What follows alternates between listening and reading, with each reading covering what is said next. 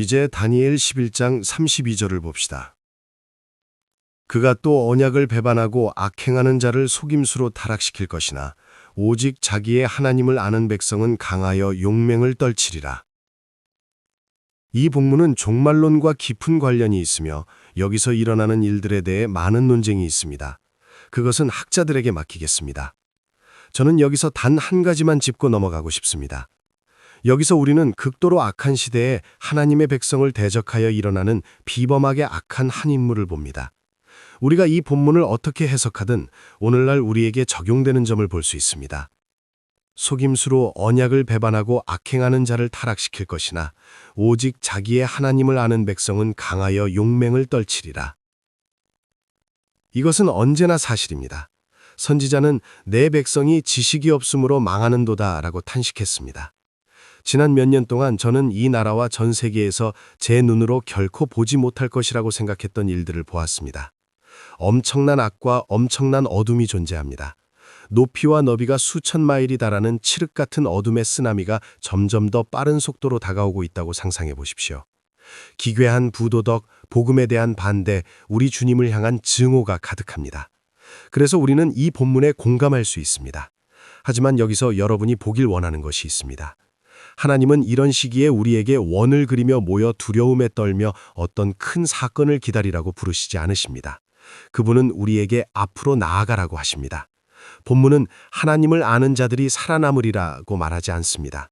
자기의 하나님을 아는 백성은 강하여 용맹을 떨치리라, 행동하리라. 교회로서의 여러분, 평신도로서의 여러분, 최근에 막 회심한 여러분, 제가 할 수만 있다면 여러분의 얼굴을 제 두 손으로 감싸서 가까이 끌어당겨 이렇게 말하고 싶습니다. 제 말을 들으십시오. 지금은 혼란스러운 시기입니다. 끔찍한 시기입니다. 하지만 디킨스의 말을 빌리자면 지금은 최악의 시대이자 최고의 시대입니다. 1세기의 어둠 속에서 여러분과 저에게는 1세기 그리스도인들처럼 살 수 있는 기회가 있습니다. 하지만 그것은 오직 우리가 우리 하나님을 알 때만 가능합니다. 아무런 가치도 없는 어리석고 사소한 유혹들을 버리고 아무 결과도 내지 못하는 수많은 활동조차 내려놓고 우선순위에 집중할 때만 가능합니다. 그 우선순위는 바로 여러분의 하나님을 아는 것입니다. 교회사 전체를 살펴보면 헌신과 용기를 가진 비범한 남녀들, 모든 것을 기꺼이 바친 이들을 보게 됩니다. 무엇이 그들을 다르게 만들었습니까? 왜 그들은 그토록 특별해 보입니까? 왜 그들은 예외적인 존재처럼 보입니까? 그 이유가 무엇입니까? 그들이 우리보다 더 좋은 혈통으로 태어났습니까? 전혀 아닙니다. 그들도 아담의 후손으로 태어났습니다. 그들이 더 좋은 영으로 거듭났습니까? 아니요. 하나님은 자녀들을 차별하지 않으십니다. 그렇다면 차이는 무엇입니까? 여기 그 차이가 있습니다. 만약 여러분이 그들에게서 용기와 열정과 절제를 본다면 그것은 오직 그들이 보통의 신자들보다 하나님을 더 많이 알기 때문입니다. 그들은 그리스도를 더 많이 알고 그분이 지불하신 대가를 더 많이 합니다. 그리고 그것은 그들이 구했기 때문에 얻어진 것입니다. 그들은 성경에서 그것을 구했고 기도 속에서 구했습니다. 그들은 그분을 알기를 원했습니다. 세상에서 가장 약한 사람도 강해질 수 있습니다. 가장 쓸모없는 종도 비범해질 수 있습니다. 하지만 그것은 오직 그들이 자신의 하나님을 아는 정도에 달려 있습니다. 그리고 근본적으로 그들은 예수 그리스도의 인격과 사역 안에서 하나님을 압니다. 그분은 절대적으로 모든 것입니다. 그분의 능력과 아름다움, 영광, 그리고 자기 백성을 향한 사랑은 측량할 수 없습니다. 그분이 그 나무, 즉 십자가 위에서 우리를 위해 겪으신 고난의 깊이는 인간이나 천사가 다 파악할 수 없습니다. 오직 하나님의 마음 안에서만 그것이 정확히 이해됩니다. 그 지식 안에 우리를 위한 힘의 샘이 있습니다. 그 지식 안에 우리를 위한 동기부여의 부요함이 있습니다. 그분을 아는 것, 그분을 아는 것, 그것이 그리스도인 삶의 위대한 동기입니다. 그것이 위대한 동기입니다. 하지만 또 다른 것이 있습니다. 12장 2절을 보십시오. 땅의 티끌 가운데에서 자는 자 중에서 많은 사람이 깨어나 영생을 받는 자도 있겠고 수치를 당하여서 영원히 부끄러움을 당할 자도 있을 것이며 지혜 있는 자는 궁창의 빛과 같이 빛날 것이요 많은 사람을 옳은 대로 돌아오게 한 자는 별과 같이 영원토록 빛나리라. 무례하게 보이지 않는다면 저는 여러분의 주의를 끌기 위해 팔을 여러 번 구르고 싶습니다. 여러분이 이것을 보길 원합니다. 여러분이 누구든 상관없습니다. 신자로서의 여러분의 삶은 비범합니다. 여러분이 믿는다고 주장하는 것들은 환상적이지만 사실입니다. 우리는 지금 여기서 여러분의 최고의 삶을 말하는 것이 아닙니다. 우리는 천국과 지옥, 삶과 죽음, 영원한 수치 또는 영원한 영광에 대해 말하고 있습니다. 얻어야 할 영광이 있습니다. 잠시 로마서 2장을 펴서 그리스도인의 삶이 어떻게 묘사되어 있는지 봅시다. 이 구절은 가장 소외된 구절 중 하나입니다. 왜 소외되는지 모르겠습니다. 이것은 엄청나게 강력합니다. 로마서 2장 6절, 각 사람에게 그 행한 대로 보응하시는 하나님에 대해 말하며 그리스도인의 삶을 묘사합니다. 참고 선을 행하여 영광과 존귀와 썩지 아니함을 구하는 자에게는 이것은 마치 스파르타식으로 들립니다. 방패나 칼 혹은 갑옷 위에 새겨져야 할 말처럼 들리지만 이것은 여러분을 위해 기록되었습니다. 그리스도께서는 우리가 영광을 구하지 말라는 말씀을 하신 적이 없습니다. 그분은 단지 우리의 관심을 사람에게서 영광을 구하는 데 집중시키셨고 하나님으로부터 오는 영광을 구하는 데 집중시키셨습니다. 언젠가 여러분의 이름이 불리는 것을 듣고 칼을 내려놓고 흉터와 고통, 모든 전투의 상처를 뒤로 한 채 그 문턱을 넘어 잘하였도다 착하고 충성된 종아, 네 주인의 즐거움에 참여할지어다 라는 음성을 듣는 것 말입니다. 여러분은 저는 선교사가 아니에요.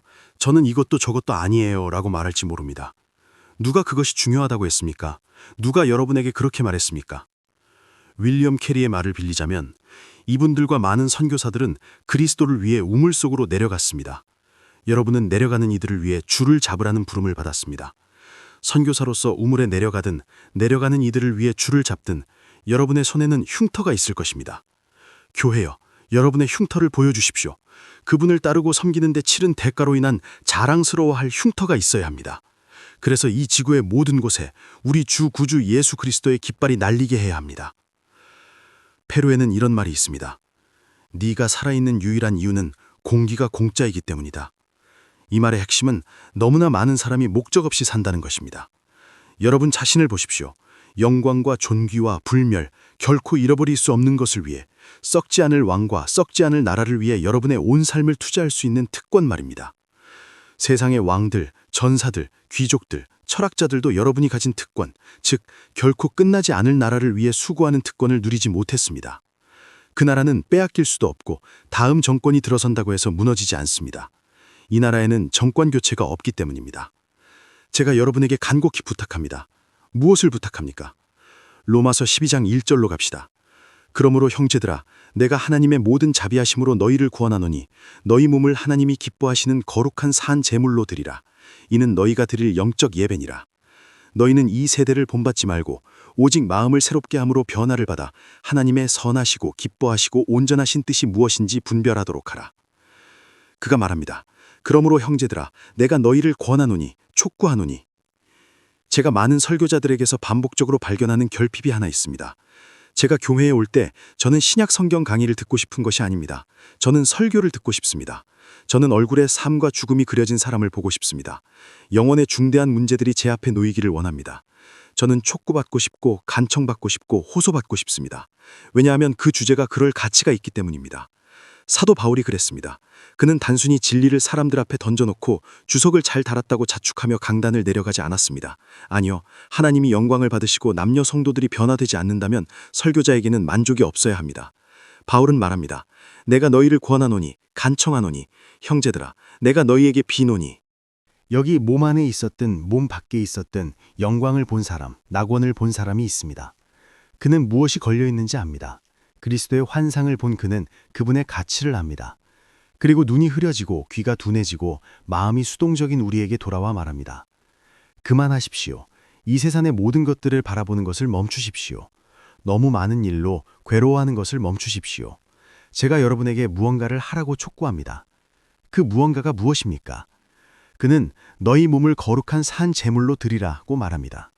여기서 드리라는 시제는 매 주일 새로운 서약을 하라는 뜻이 아닙니다. 이것은 너희가 어느 때까지 둘 사이에서 머뭇머뭇하려느냐 라는 예언자적 부름입니다.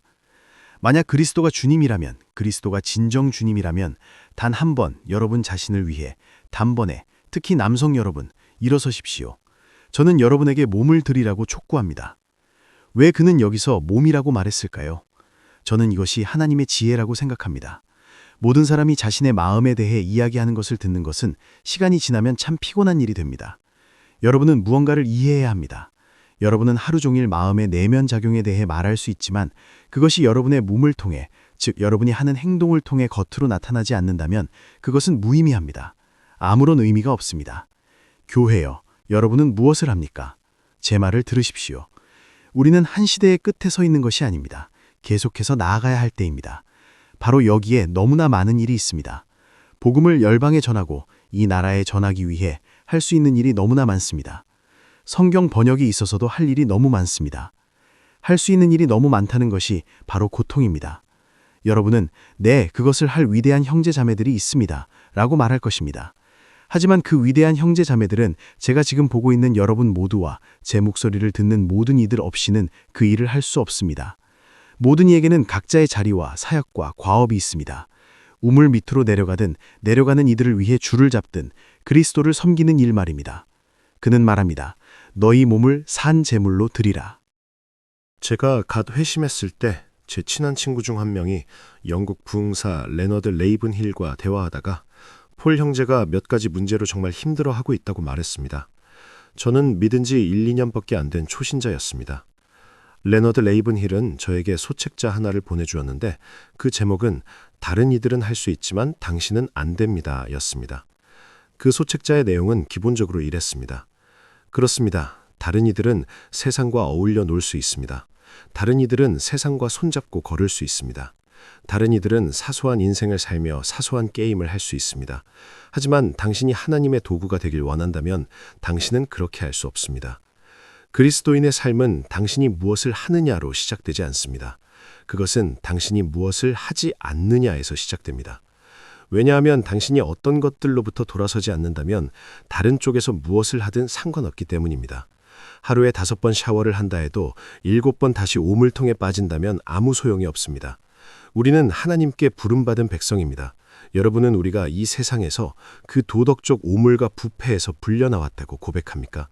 우리는 세상의 사소함으로부터 불려나왔습니다. 공기놀이나 하고 인생을 낭비하다가 결국 시작할 때보다 나아진 것 하나도 없이 무덤으로 기어들어가는 그런 사소한 말입니다. 여러분은 그분을 섬기기 위해, 영원을 위해 불려나왔습니다. 그러니 나오십시오. 여러분의 삶을 더럽히는 것들, 여러분의 발목을 잡는 것들, 여러분을 얽어매는 죄들을 놓아버리십시오. 여러분은 나는 거룩한 교회에 다니고 있다 하고 말할지 모릅니다. 하지만 여러분 자신이 거룩한 사람이 아니라면 거룩한 교회에 있는 것은 중요하지 않습니다. 나는 지상 대명령에 정말 헌신적인 교회에 있다고 말해도 여러분 자신이 그 명령에 헌신하지 않는다면 소용없습니다. 이 전쟁을 대리전으로 치르지 마십시오. 여러분은 너무나 특별합니다. 여러분의 자리가 있습니다. 나오십시오. 단지 부도덕함을 뒤로 하는 것뿐만 아니라 사소함을 뒤로 하십시오. 너무나 낭비되는 시간, 보고 또 보는 무의미한 것들. 아니요, 그것은 여러분을 위한 것이 아닙니다. 희망이 없는 자들에게나 그런 것들을 주게 하십시오. 하지만 여러분에게는 영생의 소망과 영원한 영광, 영원한 목적이 있습니다. 잠자는 자여 깨어나서 일어나십시오. 그들 가운데서 나오십시오. 그분은 여러분을 아들과 딸로 부르셨습니다. 여러분은 시온에서 태어났고 여러분의 이름은 생명책에 기록되었습니다. 나와서 수고하는 이들, 고난받는 이들, 울부짖는 이들, 싸우는 이들과 힘을 합치십시오. 여러분의 몸을 하나님이 기뻐하시는 거룩한 산 제물로 드리십시오. 서구 사회에 이제 명백히 버림받은 상태로 돌아섰고 부흥이 없다면 지옥으로 치닫게 될 이 어둡고 뒤틀리고 악취나는 더러운 세상에 우리가 받아들여지는지가 왜 중요합니까? 신경 쓰지 마십시오. 죽은 자들이 죽은 자들에게 말하게 두십시오. 여러분의 유일한 관심은 하나님께 받아들여지는 것이며 그분의 눈에 기쁨이 되는 일을 하는 것이어야 합니다. 그것이 여러분의 유일한 관심사입니다. 다시 말하지만 저는 집단에게 말하는 것이 아닙니다. 바로 당신, 그리고 당신에게 말하고 있습니다. 하나님께 받아들여지는 것, 이것이 여러분의 영적 예배입니다. 이 단어는 합리적인이라는 뜻도 있습니다. 언젠가 한 무신론자를 상대한 적이 있는데 그리스도인이라고 주장하면서 계속 세속적으로 살던 사람이 저에게 전도를 부탁하며 데려온 사람이었습니다. 저는 멈춰서 이렇게 말했습니다. 있잖아요. 저는 무신론자인 당신보다 이 사람, 신자가 더 문제입니다. 그들이 왜 그렇게 말하느냐고 묻자 저는 대답했습니다. 이 무신론자는 일관성이 있기 때문입니다. 그는 부도덕하지만 그것은 하나님이 없고 절대 진리도 없다는 자신의 믿음과 일관됩니다. 그는 본능에 따라 움직이며 적어도 저는 그의 논리에는 박수를 쳐줘야 합니다. 하지만 당신, 신자에게는 합리성이 없습니다. 당신은 걸어다니는 모순입니다. 만약 예수 그리스도가 당신의 주님이시라면, 그리고 당신이 그분을 주님으로 인정한다고 주장한다면 거기에는 주권의 문제가 있습니다. 주님은 주권자이시며 특정 법령을 통해 그분의 주권적 의지를 나타내십니다. 바로 이 책 말입니다. 여러분이 할 수 있는 가장 합리적인 일은 여러분의 삶을 내어드리는 것입니다. 짐 엘리엇은 말했습니다. 영원한 것을 얻기 위해 영원하지 않는 것을 버리는 자는 결코 바보가 아니다. 그것은 선교사들만을 위한 것이 아닙니다. 모든 사람, 여기 앉아있는 모든 이들, 제 목소리를 듣는 모든 이들을 위한 것입니다. 제발 촉구합니다. 간청합니다. 호소합니다. 이제 여러분은 폴 형제님 이해합니다. 하지만 동기부여가 필요합니다. 라고 말할 것입니다. 바울은 1절에서 그것을 다룹니다. 그러므로 형제들아, 내가 하나님의 모든 자비하심으로 너희를 권하노니. 그는 로마 교인들에게 그들이 할 수 있는 가장 합리적인 일은 자신들의 모든 것을 하나님께 드리는 것이라고 말합니다. 사탄조차도 욥의 모든 소유와 관계를 파괴했을 때 욥이 여전히 신실하자 돌아와서 이렇게 말하며 진실의 일면을 말했습니다. 이제 그의 몸을 치소서. 여기서 바울은 여러분의 몸, 정신, 마음, 영혼, 미래, 모든 것을 바치라고 촉구하고 간청하고 호소합니다. 우리가 그렇게 하도록 만드는 동기는 무엇일까요? 왜 누군가가 그렇게 하겠습니까? 바로 하나님의 자비하심 때문입니다. 하나님의 자비가 무엇입니까? 우선 그가 자비하심, 복수형을 mercies라고 말한 것에 주목하십시오. 바울은 유대인이었기에 복수형을 사용했는데 이는 풍성함, 다면성, 거대함을 의미합니다. 그는 이 가장 어려운 일을 하라고 말하면서 그 동기로 하나님의 자비를 제시합니다. 그런데 바울이 말하는 그 자비가 무엇입니까? 그래서 그러므로라는 단어가 중요합니다. 그것은 12장을 앞선 11장과 연결하기 때문입니다. 처음 11장에서 그는 무엇을 했습니까? 그는 로마인들과 우리에게 하나님께서 그리스도 안에서 우리를 위해 행하신 모든 일을 설명했습니다. 하나님께서 그분의 아들 안에서 행하신 이 신학을 그가 정교하게 설명한 이유가 무엇입니까? 단지 여러분이 똑똑해지거나 좋은 성적을 받게 하려는 것입니까? 아닙니다. 여러분을 구원할 뿐만 아니라 동기부여하기 위해서입니다. 동기부여는 어디서 옵니까? 다시 다니엘서로 돌아가 봅시다. 자기의 하나님을 아는 백성이라고 했습니다. 하나님을 알기에 가장 좋은 곳은 그리스도 아니고 그리스도를 알기에 가장 좋은 곳은 그분의 십자가입니다. 제가 그리스도인이 되었을 때 저는 저의 무능함을 잘 알고 있었습니다. 제가 이런 모든 것들을 다 이해하는 신학자가 될 수 없다는 것을 알았습니다. 그래서 저는 생각했습니다. 나는 한 가지를 하겠다. 종말론이나 다른 것들에 대해 강의는 못해도 변증론에 능숙하지 못해도 한 가지는 하겠다. 나는 십자가를 연구하겠다.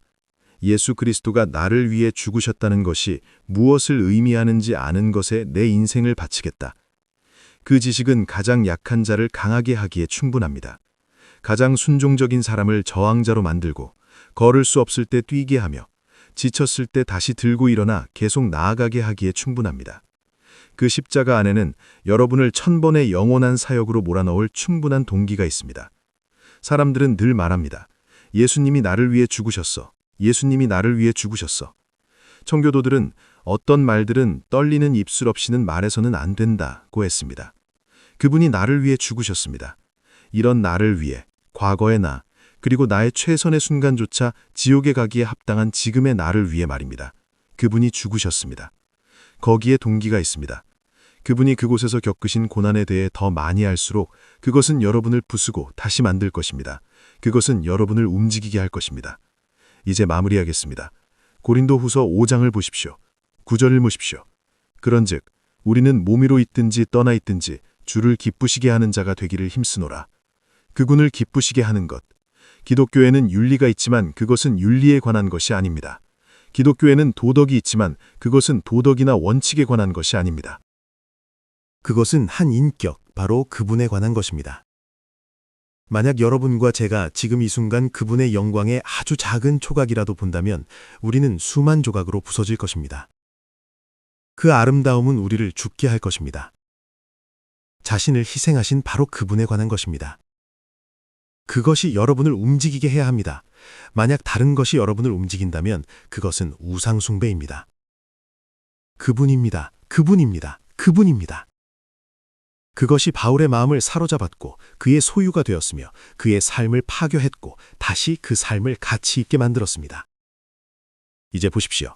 그는 우리는 몸으로 있든지 떠나 있든지 주를 기쁘시게 하는 자가 되기를 힘쓰노라고 하며 두 가지 동기를 제시합니다. 저는 이를 해와 달, 즉 더 큰 빛과 더 작은 빛이라고 부릅니다. 먼저 더 작은 빛을 봅시다. 바울이 그리스도와 동행하는 삶을 진지하게 받아들인 이유 중 하나가 10절에 나옵니다.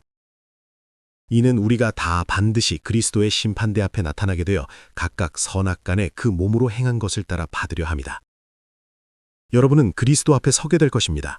당신, 단수로서의 당신 말입니다. 제가 우리라고 말할 때 안도감을 느끼지 마십시오. 스포트라이트는 당신에게 향해 있습니다.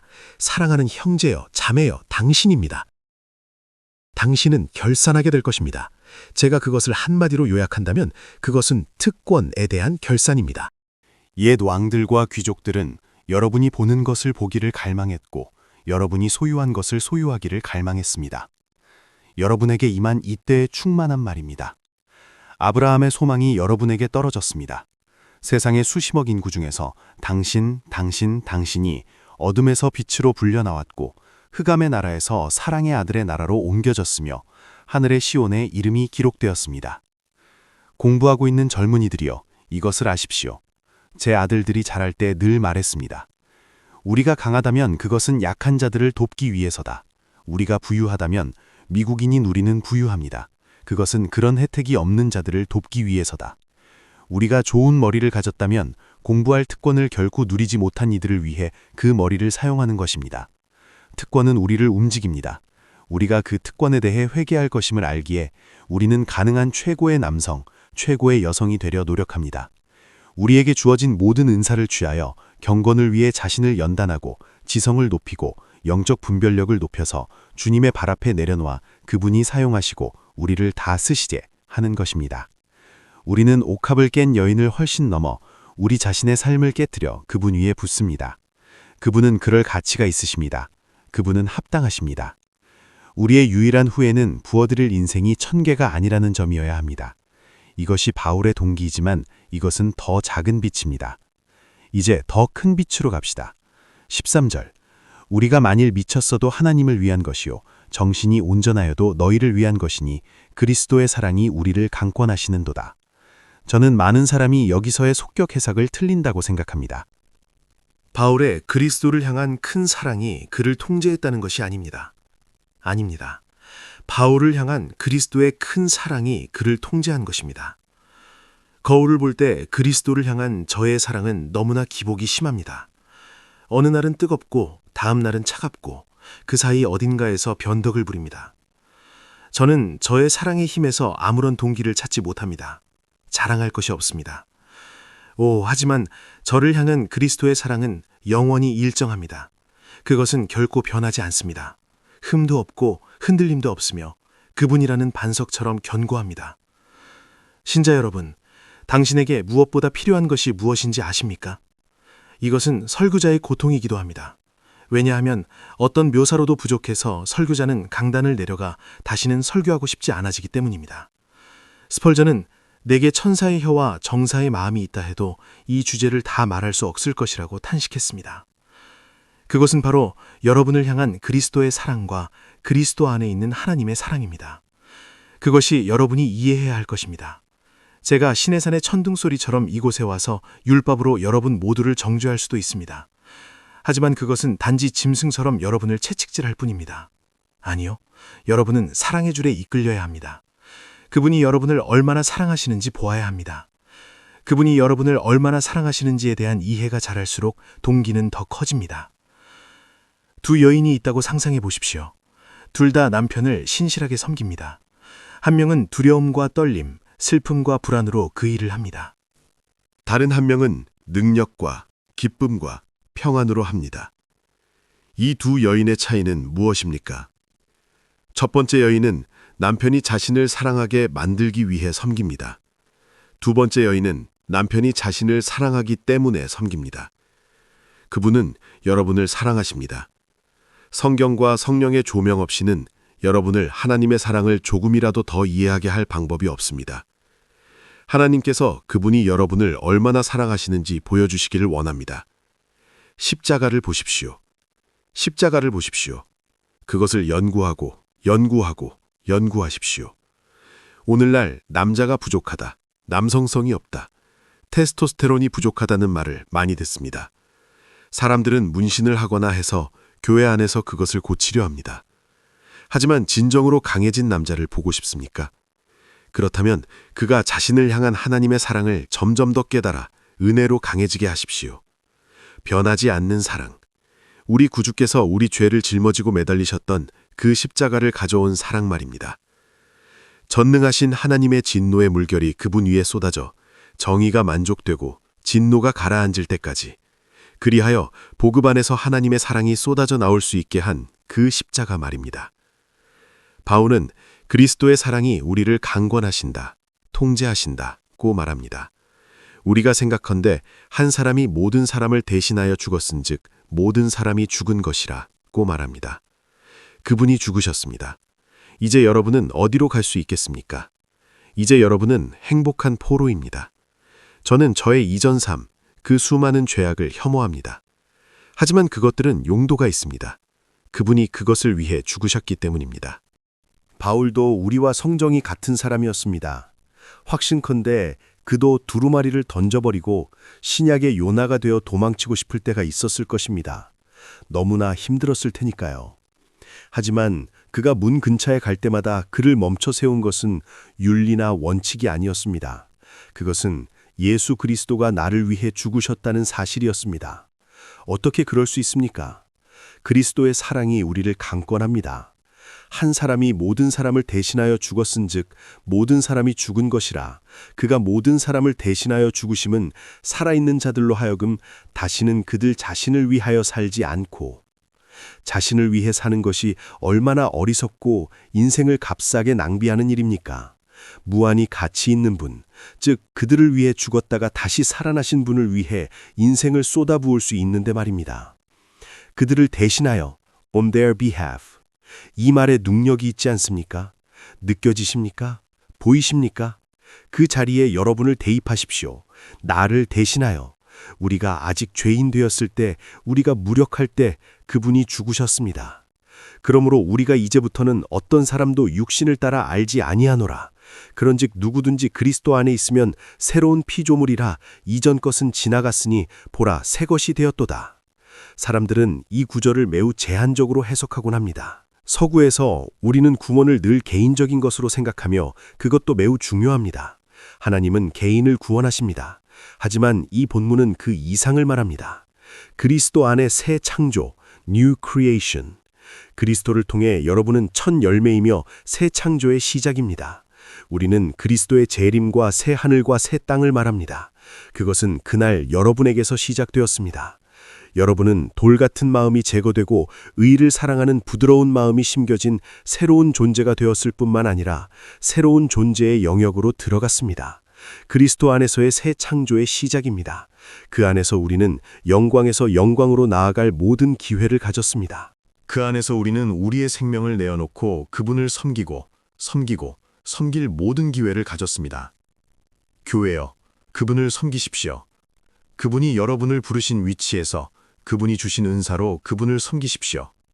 그러면 심는 자와 거두는 자, 우물 속으로 내려간 자와 줄을 잡은 자가 모두 함께 즐거워할 것입니다. 이것은 아무것도 아닌 것을 위해 인생을 버리는 수도사 같은 비참한 행위가 아닙니다.